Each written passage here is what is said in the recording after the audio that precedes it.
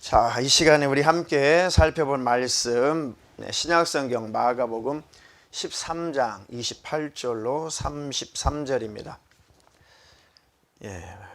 본문의 말씀을 대독하겠습니다.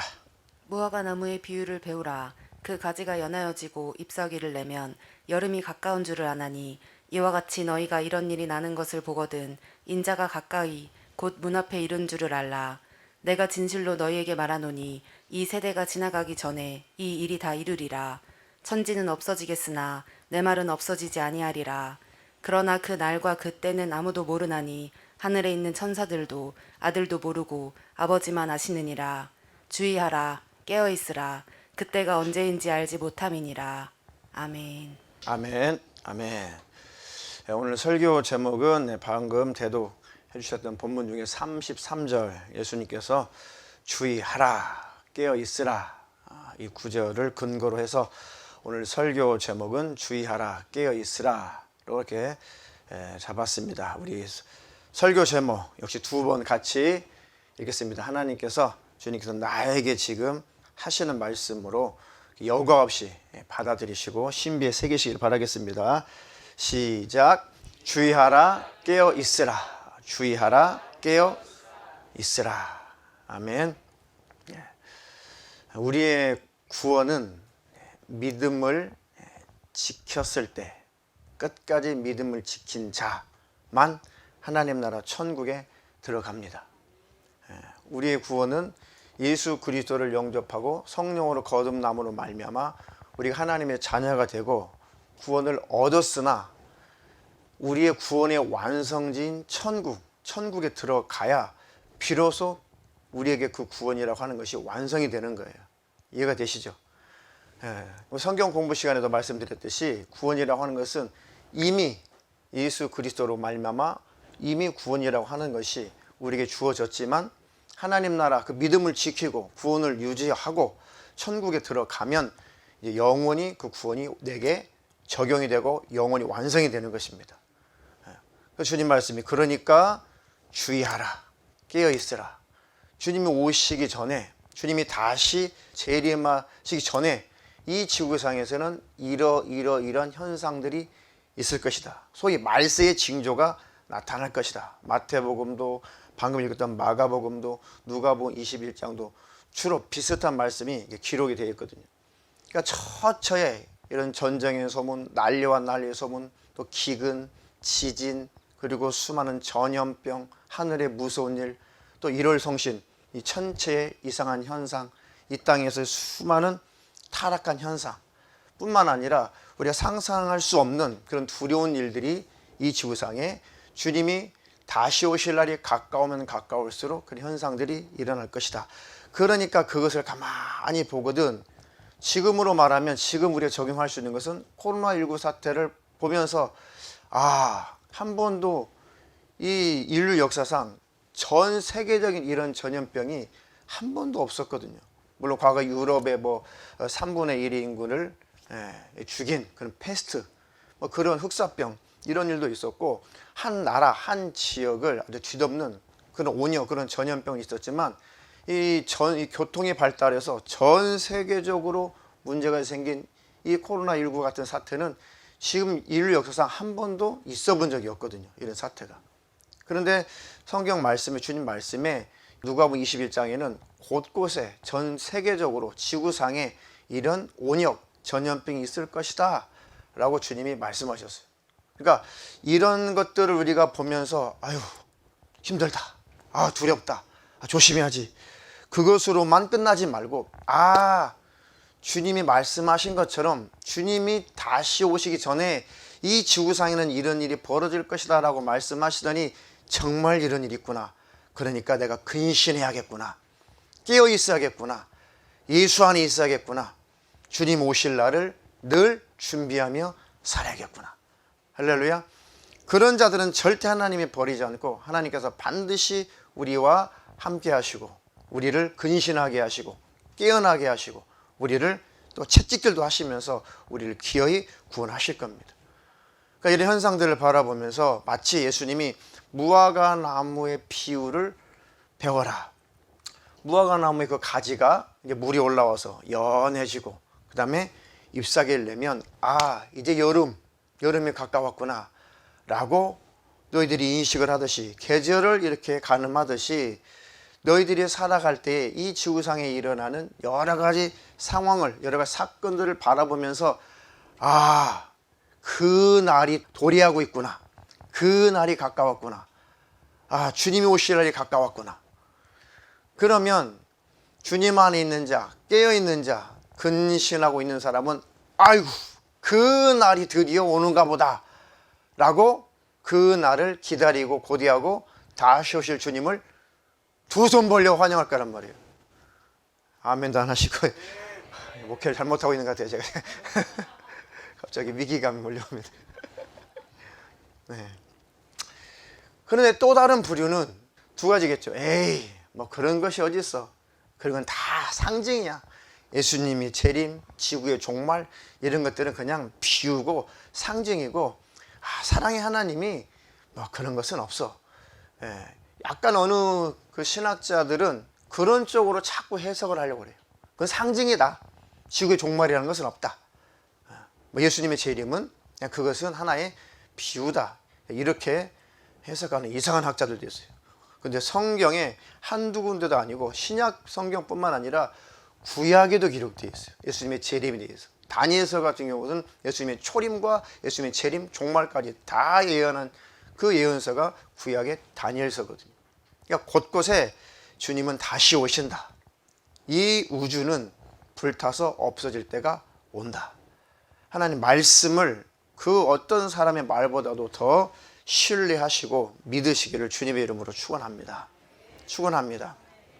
그러니까 데살로니가 전후서에도 마지막 때 그 날이 찾아오면 어떤 사람에게는 예수님이 도적같이 임하는 것처럼 여겨지는 사람이 있을 것이고, 어떤 사람에게는 오실 분이 오셨구나, 아멘 주 예수여 오시옵소서. 그래서 낮에 속한 자와 밤에 속한 자가 있을 것이다. 그 영적으로 밤에 속한 자는 늘 술 취하고 세상에 취하고 영적으로 잠자는 자, 이 사람들 항상 영적으로 밤중이죠. 그러니까 늘 밤중처럼 영적 생활을 하는 사람은, 캄캄한 영적인 생활을 하는 사람은 주님이 다시 오실 때 깜짝이야, 진짜 오셔버렸네, 근데 왜 난 안 데려가, 내가 뭘 이렇게 잘못했다고, 이런 부류가 있는가 하면 주님 오실 때 이리로 올라오너라, 주님이 천군들을 보내서, 천사들을 보내셔서 저 공주로 끌어올릴 때, 그때 찬양하며 주님을 만날 자가 있어요. 이 두 부류가 나타난다는 것입니다. 주님을 도적같이 맞이할 것인가, 신랑으로 맞이할 것인가, 그것은 우리에게 달려있어요. 물론 하나님 힘을 주셔야 되지만 우리의 믿음, 내가 얼마나 하나님을 잘 의지하고 붙드는가, 우리 자유의지, 우리의 이 선택권, 이 의지를 절대로 간과하시면 안 돼요. 어떤 것은 이미 천국은 따놓은 당상이고, 천국은 뭐 내가 무슨 짓거리를 해도 뭐 나는 이미 뭐 예정됐고, 난 택해졌기 때문에 나는 무슨 짓거리를 해도 나는 그냥 무조건 자동으로 천국에 들어가게 되어 있다, 내가 예수님을 깨닫게 됐고 예수님 영접했으니까 이건 예정됐다는 증거고, 내가 주님이 오시든 내가 죽든 나는 무조건 천국에 들어가기로 예정되어 있다, 이런 철학에 속지 마세요. 이게 신플라톤, 이게 철학에서 나오는 거예요. 사람의 철학에서 나오는 거예요. 성경은 그렇게 되어 있지 않습니다. 그럼 주의하라, 깨어있으라, 이런 성경 구절이 수도 없이 성경에 많이 나오는데, 예수님이 직접 말씀하신 주의하라, 깨어있으라, 그럼 이 구절은 다 삭제해버려야죠. 그럼 다 빼버려야죠. 이런 구절이 왜 있겠어요? 야, 내가 너들 택했다면 내가 언제 올지라도 자동으로 너희는 들려가게 돼 있으니까 잘 지내고 있어, 뭐 그런 구절 한 구절이라도 있어야죠. 그런 구절은 오히려 없고, 근신해야 된다, 깨어 있어야 된다, 준비해야 된다, 믿음을 지켜야 된다, 죄의 유혹으로 말미암아 너희 마음이 강팍해짐을 모면해야 된다. 할렐루야. 그런 구절만 아주 가득합니다. 진리예요. 자, 다른 이런 철학, 잘못된 교리에 속지 마시고 우리는 성경 하나님의 말씀에 집중하시고 그 말씀만 신뢰하시기를 주님의 이름으로 축원합니다. 그래서 더더욱더 구원을 얻은 성도들은 지금 제가 간략하게 한 7가지 정도 이런 선명한 7가지에 대한 인식을 갖고 있어야 돼요. 분명하고 선명한 다음 7가지 인식을 가지고 있어야 됩니다. 특히 이런 코로나19 사태와 같은 이런 상황 속에서 온전한 우리의 예배 활동, 온전한 전도 활동, 온전한 신앙 활동이 제한이 되어 있는 만큼 더욱더 다음 7가지 여러분들 집중하셔야 돼요. 첫 번째는 뭐니 해도 하나님에 대한 인식이 항상 선명해야 돼요. 하나님은 살아계시다. 하나님은 지금 나와 함께 계신다. 하나님이 나의 모든 생각도 마음도 다 알고 계신다. 나의 일거수일투족, 내 언행 심사를 하나님은 다 알고 계신다. 하나님은 살아계신 하나님이시다. 이 하나님이 나를 과거에도 지켜주셨고 지금도 지키고 계시고 내가 주님을 배도하지 않는 한, 주님을 배신하지 않는 한 주님은 나를 버리지 않는다. 앞으로도 주님은 나를 지키실 것이다. 내가 주님을 절대 배반할 수 없다. 할렐루야. 그 하나님에 대한 인식이 분명해야 돼요. 그래서 하나님 앞에 코람데오 그러죠. 하나님 앞에, 하나님 눈앞에, 하나님 얼굴 앞에, 하나님 면전에 항상 내가 있어야 돼요. 할렐루야. 그러면 절대로 코로나19 사태뿐만 아니라 이 지구상에 어떤 더 큰 일이 있다고 할지라도 어떤 환난과 위기와 어떤 신앙생활에 방해꾼이 온다고 할지라도 여러분들은 분명하게 예수 안에 거할 수가 있습니다. 이사야서 46장 9절 한 절만 읽어보겠습니다. 너희는 옛적 일을 기억하라. 나는 하나님이라. 나 외에 다른 이가 없느니라. 나는 하나님이라. 나 같은 이가 없느니라. 아멘. 하나님이 옛적 일을 기억해봐라. 그래요. 하나님이 희미하거든.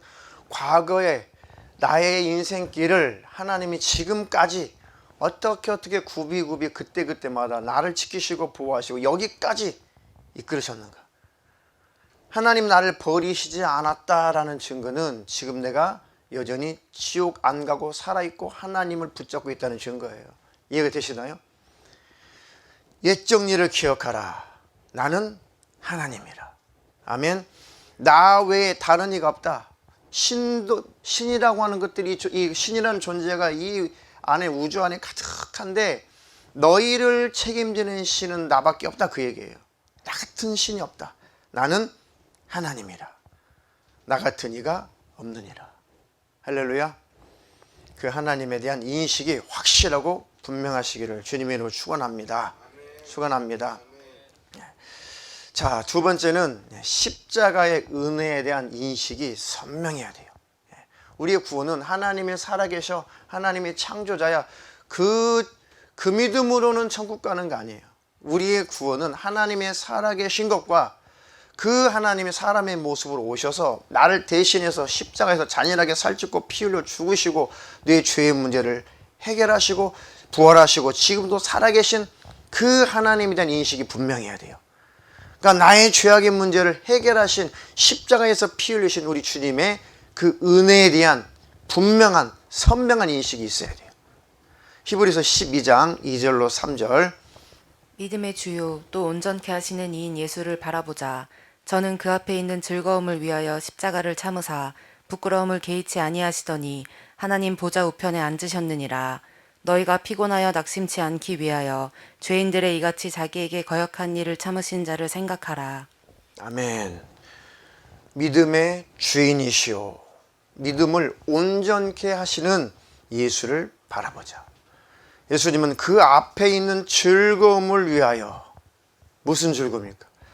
십자가를 참으시고 십자가의 그 잔인한 그 찢어진 그 통증, 그 괴로움, 그 고통을 참으시고 뭔가 그 주님의 앞에 즐거운 일이 있으니까, 뭔가 주님이 즐거운 일을 위해서, 뭔가 큰 뜻을 위해서 십자가의 그 고난을 참으시고 그 십자가에서 벌거벗은 모습으로 그 수치를 당하고 부끄러움을 당하는 것을 아무렇지도 않게 당하셨다. 개의치도 아니하셨다. 그 예수님의 십자가에서 그 형벌, 그 십자가에서 죽으신 그 사건, 그게 진짜 그때의 십자가 형틀에 못 박힌 그 죄수들의 그 사형 장면이 사람의 실오락이 하나 걸치지 않고 하체를 그대로 드러내서 완전히 수치스럽게 죽이는 게 십자가의 형태였거든요. 그러니까 십자가의 그 고통을 참으시고 그 수치심과 그 부끄러움을 개의치도 아니하셨다. 왜요? 그 앞에 즐거움을 위해서. 무슨 즐거움일까요?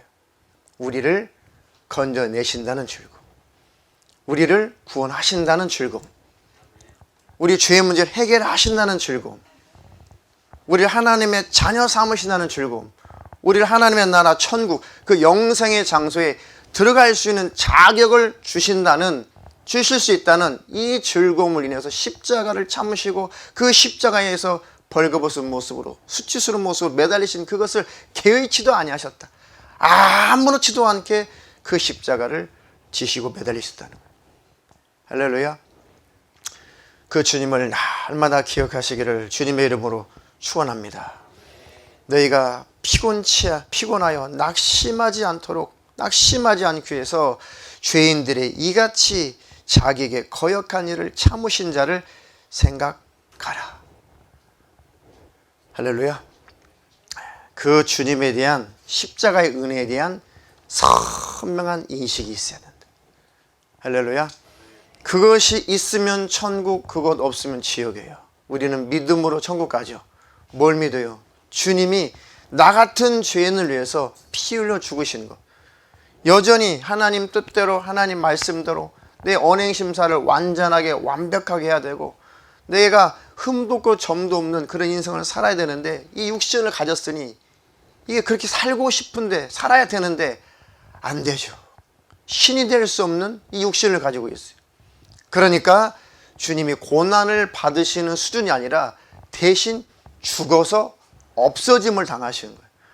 그러니까 우리가 잔인하게 죽어서 없어짐을 당하고 하나님과 영원한 분리 장소인, 영원한 형벌의 장소인 지옥에 들어가서 영원히 하나님과 분리되어서 우리는 없는 존재, 없어지는 존재로 영원히 하나님의 기억 속에 사라져버릴 그런 존재에 불과하다는 뜻이에요. 예수님이 십자가에서 피 흘려 죽으시고 없어짐을 당했다는 것이 바로 우리를 말씀하고 계시는 것입니다. 이런 날에서 주님이 죽어주시고 없어짐이 되셨다. 할렐루야. 그 주님의 은혜에 대한 인식이 선명하고 뚜렷하면 절대 타락하지 않습니다. 혹시라도 대면 예배가 1년도 못하고 또 10년도 못하고 주님 오실 때까지 혹시라도 대면 예배가 완전히 사라지고 나중에 온라인 예배마저도 어떤 지침에 의해서 완전히 혹시라도 사라지는 그때가 온다고 할지라도 이 십자가의 그 은혜가 선명한 자는 절대 지옥 안 가요. 절대 믿음을 지킵니다. 주님 오실 때 반드시 그는 들림 받을 거예요. 주님이 발견하시는 것은 우리 심령 안에 은혜를 기억하고 있는가, 다시 말하면 피가 묻어 있는가, 그 피만 보시거든요. 할렐루야. 그 주님의 은혜에 대한 인식이 분명하시기를 주님의 이름으로 축원합니다. 그래서 우리 하나님 앞에 찬양하고 올려드리고 또 설교 이어가도록 하겠습니다. 나 같은 죄인 살리신, 저는 너무 이 찬양이 은혜스러워요. 우리가 항상 예수를 믿고 성령 받고 따따따 방언을 하고 때때로 귀신을 쫓아내고 병도 고치고 은사가 나타난다고 할지라도 능력 있는 삶을 살고 예배 안 빠지고 금식을 하고 매일 저녁에 기도한다고 할지라도 한 가지 잊어버리면 안 되는 것이 있어요. 나 같은 죄인 살리신 예수 그리스도. 그것만 있으면 천국 가요. 아무리 은사 있고 능력 있고 좋은 거예요. 은사, 이적, 능력 좋습니다. 우리도 다 인정하죠. 우리 교회도 축사하고 하잖아요. 그런데 그것이 우리를 천국 가게 하는 것은 아니에요. 그래서 하나님의 사역이신 거예요. 우리를 쓰시는 하나님의 나타나심인 거고, 우리가 천국에 들어갈 조건은 나 같은 죄인 살리신 주님의 은혜 감사합니다. 이 고백이 천국문을 여는 거예요. 할렐루야. 코로나 속에서도 이 고백이 끊어지지 않기를 축원합니다. 신앙생활 잘하신 분들도 혹시라도 교만해지고 자만해지면 나 같은 죄인 이 고백이 안 나와요. 저도 경험해 보니까요. 과거에 정말 열심히 성실하게 아주 정말 아무것도 돌아보지 않고 열심히 교회 활동할 때 이 고백이 딱 스톱이 되더라고요. 왜요? 잘못하면 교만해지고 자기 의가 내 안에서 가득해지기 때문에 나 같은 죄인 살리신 이 대목이 실감이 안 나요. 거기에 속는 거예요. 그러니까 교만하지도 말고 코로나 속에서 짓눌리지도 마시고. 아멘. 내가 주님 밖에 있는가? 내가 지금 당장 죽어도 천국 갈 그런 자격자인가? 주님 지금 바로 오신다고 할지라도 내가 주님 만날 자격자인가? 그 기준은 그거요. 나 같은 죄인 살리신 주님의 은혜 고맙습니다. 주님 은혜 감사합니다. 아멘. 그러니까 주님의 뜻대로 살아보려고 하는 자라야, 주의 말씀대로 살아보려고 하는 자라야, 위로는 마음을 다하여 정성을 다하여 목숨을 다하여 뜻을 다하여 주 너의 하나님을 사랑하라, 이 명령대로 이 계명대로 그렇게 살아보려고 하는 자라야, 내 이웃을 내 몸처럼 사랑하라, 이 계명대로 살아보려고 하는 자라야 여전히 나는 온전하지 못하군요. 여전히 나는 하나님 앞에 완벽하지 못한 존재입니다. 여전히 나는 하나님 앞에 죄인입니다. 주님, 나 같은 죄인 주님 피 흘려서 살려주신 것 감사합니다. 그렇게 살아보려고 하는 자라 이 고백할 수 있는 거예요. 근데 방종하고 방탕하고 내 마음대로 살고 죄에 대해서 둔감하고 죄를 경계하지 않고 또 내 뜻대로 내 마음대로 살려고 하는 자는 이런 고백도 안 나와요. 마음이 강팍해져서. 그런 하나님의 말씀대로 계명대로 살려고 몸부림을 쳐야 신앙 양심이 유지가 되는 것이고, 신앙 양심이 있어야 십자가의 은혜에 대한 감격이 있는 것이고, 그래야지 이 찬양을 고백으로 할 수가 있어요. 할렐루야. 이 찬양을 즐겨 부르세요.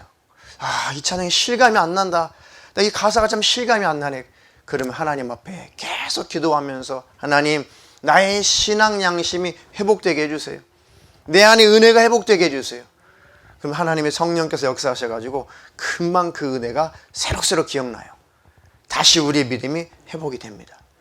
잘 점검하셔서 최후의 승리자가 다 되시기를 주님의 이름으로 축원합니다. 자, 세 번째는 천국에 대한 인식이 선명해야 돼요. 천국에 대해서. 마태복음 13장 44절. 천국은 마치 밭에 감추인 보화와 같으니 사람의 일을 발견한 후 숨겨두고 기뻐하여 돌아가서 자기의 소유를 다 팔아 그 밭을 샀느니라. 아멘. 천국은 마치 밭에 감추인 보화 같으니 사람이 이를 발견한 후 숨겨두고 기뻐하여 돌아가서 자기 소유를 다 팔아 그 밭을 샀느니라. 네. 이제 이 구절은 다른 복음서에도 나와 있죠. 네. 어떤 사람이 이제 남의 그 밭을 이렇게 갈다가 이제 그 남의 밭에 갈다가 뭐가 툭 걸려가지고 봤더니 거기에 감추인 그 보화가, 그걸 뭐라 그래요? 그 보물이 막 담겨 있는 그 화물, 보석함이 있는 걸 발견하고, 와, 어떻게 해야 돼요? 자, 이거는 현행 법으로는 이제 해석이 안 됩니다.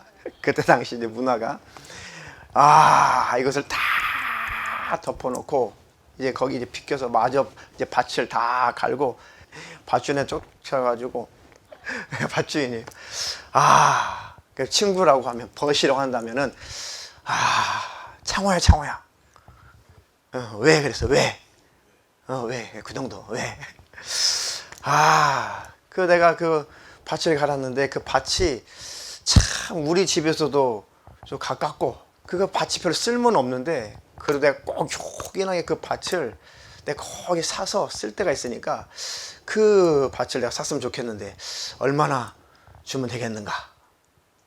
우리나라 돈으로 그게 한 200평대 1억 그래가지고 1억 하고 혹시 마음 변할까봐 저 집사님이 말한 4천만 원까지 플러스 해가지고 1억 4천을 주고 세금 내라고 1,000만 원 더 붙여가지고 1억 5천을 줬어요. 그러면 절대 마음 변할까 안 변할까? 안 변하죠. 그래서 있는 돈 없는 돈 다 팔아가지고 현찰을 만들어가지고 손에 딱 주고 딱 영수증 써가지고 딱 받아왔어요. 그죠? 그러면 그까짓 거 1억 5천이 문제가 아니라 그 무슨 함이요? 보석함? 그 보석함 그거를 이제 갑자기 팔면 들키니까 버는 동네로 이제 이사 가가지고 하나씩 처분하는데 우리나라 돈으로 시가가 만약에 1조 원이 했다. 얼마가 남는 거예요 도대체? 얼마 남는 거예요? 자, 그럴 수 있다면 그 밭을 사지 않을 사람 누가 있냐? 모든 재산을 다 털어가지고 다 정리하고라도 그 밭을 사지 않겠네. 우리 하나님 나라 그 천국을 그렇게 귀하고 값지게 여기라는 거예요. 다른 것은 다 뺏겨도 난 천국은 못 뺏겨. 내가 다 버려도 내가 예수는 못 버려. 내 목에 칼이 두라도 나는 절대 예수 부인 못해. 할렐루야. 내가 예배 생활하고 신앙 생활하고 내가 믿음을 지키는 일에, 내가 천국 가는 일에 내 환경이 방해가 된다면 아주 가감하게 이 환경들을 아주 나는 없애버리고 이 환경을 난 벗어나서 천국을 선택해야지. 할렐루야. 천국에 대한 분명한 인식. 이까지 거 내가 인생을 살면, 요즘에 평균 연령이 한국은 몇 세예요? 여자는 약 88세, 89세. 남자는요? 85세인가? 그리고 조금 2, 3년 더 낮죠? 남자들이 수명이. 뭐 과학이 발달하고 의학이 발달하고 뭐가 발달한다고 해도 뭐 120년, 뭐 길면 150년, 200년은 제 생각에는 200년은 안 넘어갈 것 같아요. 아니 100살 가까이 살게 해주셨는데도 그 하나님을 찾지 않고 자꾸 엉뚱한 짓 하는데 거기다가 2배 더 오래 살게 해줘보세요. 200살을 살게 해줘보세요. 그럼 사람이 무슨 짓을 하겠어요? 노아 때, 노아 홍수 전에 사람이 평균 900살 넘게 살았어요. 그죠? 노아 홍수 이후에 수명이 팍팍팍 줄어서 근 120년까지 계속 줄죠. 그리고 지금에 이르렀어요. 왜 그랬을까요? 1000년 가까이 살게 해줬더니 하는 짓이 갈수록 하나님을 도전하고 대적하는 짓만 해요. 아, 사람이 생각하는 것과 마음에 계획하는 바가 항상 악하구나. 근데 그런 악한 계획과 악한 생각을 가지고 있는 사람들을 1000살 가까이 살게 해줘 보세요. 그럼 얼마나 더 죄짓고 얼마나 더 하나님을 대적하겠냐고요. 그러니까 아, 사람은 안 되는구나 해서 하나님이 수명까지도 팍 줄여버렸어요. 그런데 그것이 우리에게 축복이에요. 저는 만약에 하나님께서 야, 성호야, 내가 너 그 노아 홍수 전처럼 한 900살 정도 살게 해주면 어떻겠냐? 하나님, 저는 절대로 싫습니다. 제가 거역할 그런 자격은 없지만 하나님, 저에게 선택하라고 하면 절대 저는 그런, 요즘 말로 일도 저는 소망 없습니다. 제발 하나님 있게 하신 날 동안 있게 해주시고 저 좀 데려가십시오. 하나님 쓰실 만큼 쓰시고 가게 해주십시오. 여러분도 아멘? 아멘. 조금 거시기 한데요. 자, 천국에 대한 인식이 선명해야 된다. 여러분들이 힘들고 어렵고 삶이 때때로 살아가기가 녹록지 않을 때가 있어요. 자식들은 왜 이렇게 속을 썩이는지, 남편 그 사람은 왜 그러는지, 아내 그 여자는 왜 그러는지, 오히려 부모님은 왜 그러시는지, 그죠? 아니 내 직장의 상사는 왜 그 모양인지, 내 사업의 파트너는 왜 그러신지. 때때로 참 힘들 때가 있어요. 삶을 살아간다는 게 사실 예수 믿었어도 육신의 삶을 살아간다는 게 그렇게 쉽지 않잖아요. 그렇게 마냥 웃고 즐겁고 유쾌한 날만 있는 건 아니에요. 대부분 다 그렇지 않는 날들이 더 많죠. 저도 제일 힘들 때, 정말 힘들 때는 항상 뭘 생각하냐면 천국을 생각해요. 이 날도, 이 육신의 날도 사라질 날이 있다. 내가 하나님 나라 천국에 들어갈 날이 꼭 있을 것이다. 있다. 그날이 가깝다. 그러니까 오늘도 잘 견디자. 내일도 잘 견디자. 잘 참자. 하나님이 하게 하시는 일에 성실하게 하다가 하나님 나라 천국에 들어가면 끝이다. 그만이다. 주님 오시면 끝이다. 할렐루야. 그러니까 천국에 대한 그 소망이 우리로 하여금 막 힘을 얻게, 우리로 하여금 살게 하는, 살 맛이 나게 하는 거예요. 할렐루야. 천국에 대한 인식이 선명하지 않거든 하나님께 기도하세요. 하나님, 천국에 대한 소망이 분명하게 해주세요. 천국에 대한 인식이 내게 선명하게 해주세요. 아멘. 자, 네 번째로는 죄에 대한 인식이 선명해야 된다. 죄에 대한 인식. 죄에 대한 인식이 선명하지 못하면 우리는 타락해. 그리고 믿음에서 떠나요. 십자가 하지만 외식하게 돼요. 그 은혜는 기억하지 못하고 겉으로만 십자가 예수 하는 외식하는 자가 되고, 돌이키지 않는다면, 회개치 않으면 절대 천국에 못 들어가요. 그러니까 죄라는 이 작자가, 죄라는 것이 우리를 강박하게 하는 것입니다. 그러니까 죄에 대한 인식이 선명해야 된다. 마가복음 9장 43절로 47절 되도록하겠습니다. 만일 내 손이 너를 범죄케 하거든 찍어버리라. 불구자로 영생에 들어가는 것이 두 손을 가지고 지옥 꺼지지 않는 불에 들어가는 것보다 나으니라. 만일 내 발이 너를 범죄케 하거든 찍어버리라. 절뚝발이로 영생에 들어가는 것이 두 발을 가지고 지옥에 던지우는 것보다 나으니라. 만일 내 눈이 너를 범죄케 하거든 빼어버리라. 한 눈으로 하나님의 나라에 들어가는 것이 두 눈을 가지고 지옥에 던지우는 것보다 나으니라. 아멘. 그러니까 여러분들이 뭐 한 번 뭐 잘못해서 한 번 죄를 져서 한 번 실수해서 그 손목을 잘라버리라 그런 구절이 아니고, 네 손이 너를 범죄케 하거든, 네 발이 범죄케 하거든, 네 눈이 범죄케 하거든, 이런 뜻은 계속해서 그 죄의 습관, 이 죄의 습관을 네가 끊을 수 없거든. 네가 점점 죄로, 죄악으로 물들어서 네가 하나님 나라 천국에 들어가지 못하고 지옥에 들어가게 생겼거든, 그런 뜻이에요.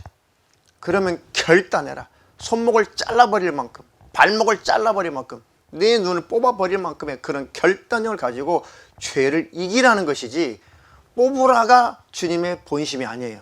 그럼 다 뽑아야 돼요. 안 그렇습니까? 저를 포함해서 다 뽑아야 돼요. 다 잘라야 되고. 그거 어떻게 걸어요? 그만큼 죄에 대한 경각심을 가지라는 거예요. 할렐루야. 자, 그리고 다섯 번째는 지옥에 대한 인식이 선명해야 된다. 뭐 이런 설교 안 하는데도 많아요. 그런 거 하면요, 왜 교회에 위로받으려고 왔는데 왜 지옥 얘기하냐고요. 미국에서는 뭐 그렇지 않은 교회도 있겠지만 잘 그러는 게 안 된대요. 자, 지옥에 대한 인식이 선명해야 된다. 자, 주님이 직접 지옥을 묘사하셨죠. 마가복음 9장 48절로 49절. 거기는 구더기도 죽지 않고 불도 꺼지지 아니하느니라. 사람마다 불로써 소금 치듯함을 받으리라. 아멘. 벌레도 그렇게 다양한 벌레가 있는데 제일 싫어하는 벌레가 구더기. 일반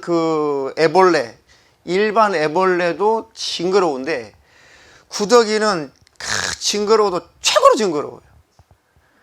어떻게 주님이 우리를 아시고 구더기도 죽지 않는다.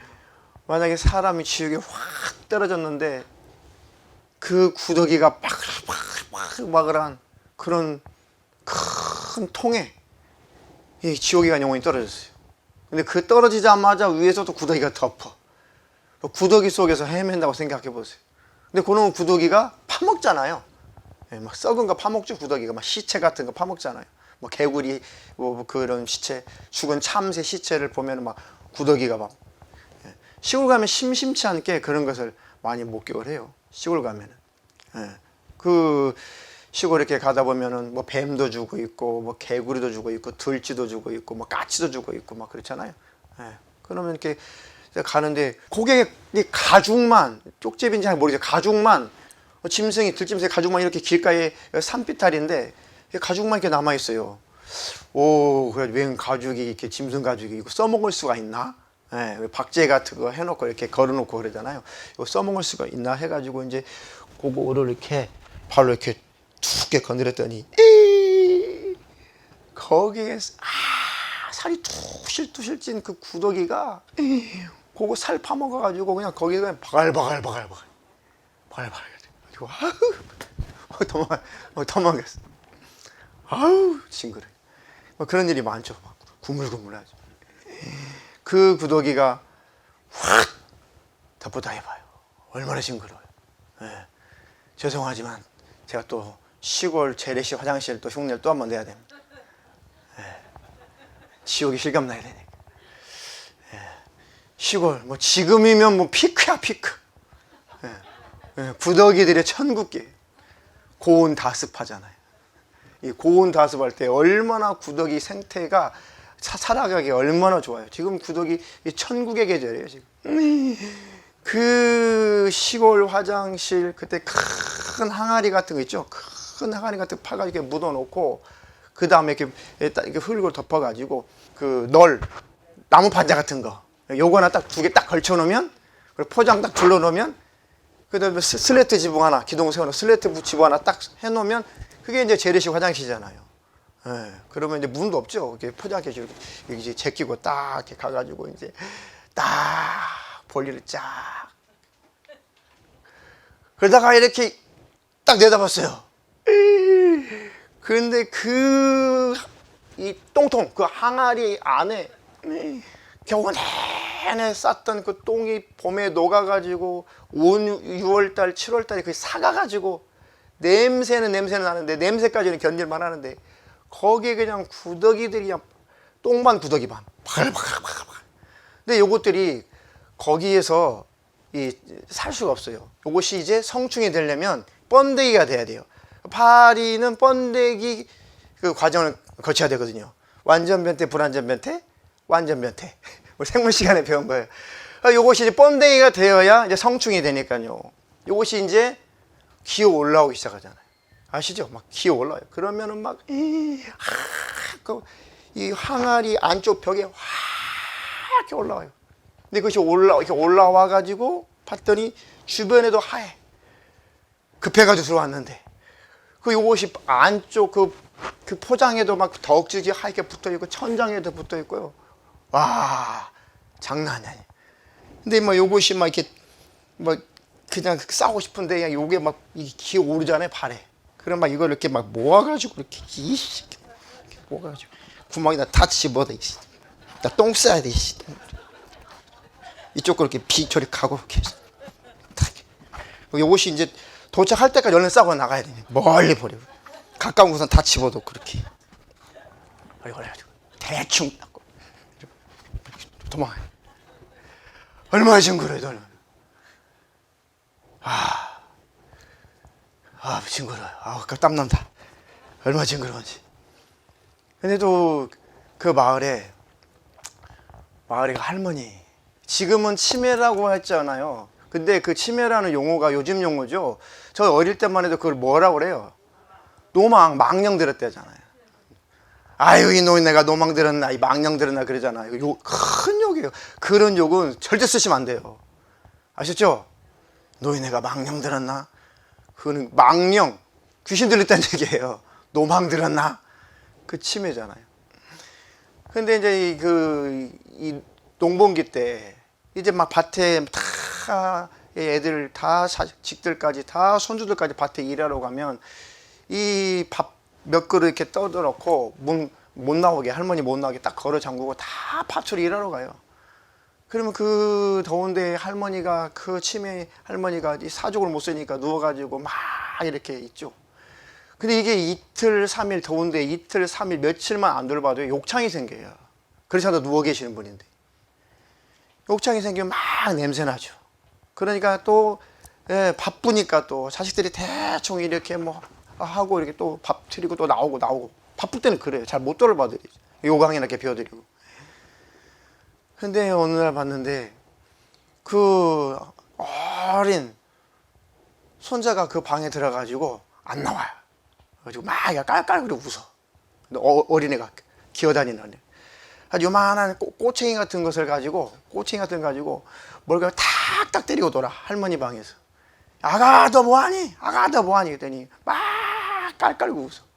봤더니 그 방에 쉬파리가 들어와가지고 이 냄새 나니까 쉬파리가 들어와가지고 그 욕창 쪽에다가 알을 깐 거예요. 쉬파리가 여기 부화가 돼가지고 그게 구더기가 들어가지고 이 사람 몸을 막 파먹는데 이것이 웬만큼 다 퍼먹어가지고 요게 다 커가지고 이제 이 번데기 되려고 이제 몸 밖에 나오는 거예요. 이렇게. 그러니까 손주가 그 뭐가 뭔지 모르니까 조그마한 손자가 귀여워가지고 그거를 막 이렇게 꼬챙이로 때리고 찢고 노는 거예요. 기가 막힌 장면. 예. 너무 이게 욕창이 생겨가지고 그래가지고 막 깜짝 놀라가지고 그 환자를 이렇게 확 뒤집었는데 등어리가 하얘. 구더기로. 구더기로 하얘. 그런 일들이 시골에서는 그랬어요. 그렇죠? 그 구더기 나오죠. 몸에 안 돌봐주면. 어르신들 다 알잖아요. 근데 만약에 우리가 천국에 못 들어가고 지옥불이 던져지면은 그 구더기가 온 몸속에 들어와가지고 아주 그냥 영원히 파먹고 산다는 거예요. 죽지도 않고. 거기다가 또 사람마다 불로서 소금 치듯함을 받으리라. 요한계시록 20장 10절에는 또 저희를 미혹하는 마귀가 불과 유황못에 던지우니 거기는 그 짐승과 거짓 선지자도 있어 세세토록 밤낮 괴로움을 받으리라. 세세토록 밤낮 괴로움을 받으리라. 그 불도 뜨거워서 못 견디는데 그 구더기까지 파먹고 있어 봐요. 그게 생명록에 기록되지 못한 자야. 생명록에 기록한. 그러니까 지옥에 대한 인식이 분명해야 십자가의 은혜도 내 안에서 큰 거예요. 이해가 되시나요? 근데 우리는 아무도 스스로 그 지옥에 들어갈 신세를 모면할 수가 없었어요. 예수 때문에 모면하는 거예요. 십자가에서 피 흘리신 예수 때문에 그 지옥 안 들어가게 된 거예요. 우리가 전적인 하나님의 은혜요, 은혜. 근데 그 은혜 베풀어 주신 하나님을 어떻게 배반하고 배신할 수가 있냐, 어떻게 잊어버릴 수가 있냐, 어떻게 망각할 수가 있냐. 속지 않기를 주님의 이름으로 축원합니다. 그런데 주님을 망각해버리면, 주님을 배반하면, 계시록에 배도하면, 그리고 하나님 앞에 다시 돌아오지 못한다면 그 구더기가 득실득실하는, 불도 꺼지지 않는 그곳에 가야 돼요. 그리고 끝까지 예수 안에 거하시기를 축원합니다. 자, 이제 2개 남았어요. 6번째, 악한 영의 공격에 대한 인식이 선명해야 된다. 베드로전서 5장 8절로 9절. 근신하라 깨어라. 너희 대적 마귀가 우는 사자같이 두루다니며 삼킬 자를 찾나니 너희는 믿음을 굳게 하여 저를 대적하라. 이는 세상에 있는 너희 형제들도 동일한 고난을 당하는 줄을 알미니라. 아멘. 근신하라. 그러니까 깨어라. 너희 대적 마귀가 우는 사자와 같이 두루다니며 삼킬 자를 찾는다. 너희는 믿음을 굳게 하여 저를 대적하라. 믿음을 지키는 것 하나님이 지켜주시잖아요. 내가 지켜야 돼요. 하나님이 힘을 주셔서 지키는 것은 내가 마음 지키는 거예요. 마음을 지켜주시는 게 아니에요. 믿음을 지켜주시는 게 아니에요. 믿음은 내가 믿는 거고 내가 지키는 거예요. 단지 연약하니까 하나님 앞에 기도하고 능력을 구하고 하나님께 힘을 구해서 내가 믿음을 지키는 거예요. 저를 대적해라. 싸워주는 것 내가 싸워야 돼요. 하나님이 마귀 싸워주는 게 아니에요. 물론 예수의 이름으로 명령할 때 귀신도 떠나고 하지만 그건 내가 대적하고 있는 거죠. 그것이. 이해가 되시나요? 마귀를 대적해줄게가 아니라 마귀를 대적하라. 우리가 깨어서 대적해야 돼요. 그 힘은 하나님께로부터 와야 되겠죠. 힘과 능력은 하나님께 구해서 내가 가져야 되고 하나님께서 주신 그 힘과 능력으로 마귀를 대적하는 사람은 나 자신이에요. 할렐루야. 이런 구절을 이해하지 못하면 여러분 잘못된 교리에 빠지면 무감각해져요. 절대 이런 구절들을 망각하지 않기를 주님의 이름으로 축원합니다. 믿음을 굳게 하라. 너희 형제들도 똑같은 고난을 당했다. 그리고 이겨서 천국에 갔다. 그 얘기죠. 하나님 평생에 이 원수 하나님과 관계를 멀어지게 만들고 또 믿음을 빼앗아가는 나를 공격하는 이 원수와 싸워서 이길 수 있도록 힘을 주시옵소서. 내게 능력을 부어 주시옵소서. 그 죄로 말미암아 내가 강팍해지지 않도록 하나님 죄를 이길 힘도 내게 부어 주시옵소서. 자, 그리고 마지막으로 7번째가 예수 그리스도 주님에 대한 재림에 대한 인식이 선명해야 된다. 선명. 계시록 16장 15절. 보라, 내가 도적같이 오리니 누구든지 깨어 자기 옷을 지켜 벌거벗고 다니지 아니하며 자기의 부끄러움을 보이지 아니하는 자가 복이 있도다. 아멘. 보라, 내가 도적같이 오리니 누구든지 깨어 자기 옷을 지켜 벌거벗고 다니지 아니하며 자기의 부끄러움을 보이지 아니하는 자가 복이 있도다. 주님은 반드시 다시 오신다. 다시 오신다. 이제 우리의 소망, 우리의 믿음이 뭐예요? 주님의 약속을 믿는 믿음이, 그분이 다시 오신다. 주님은 다시 오신다.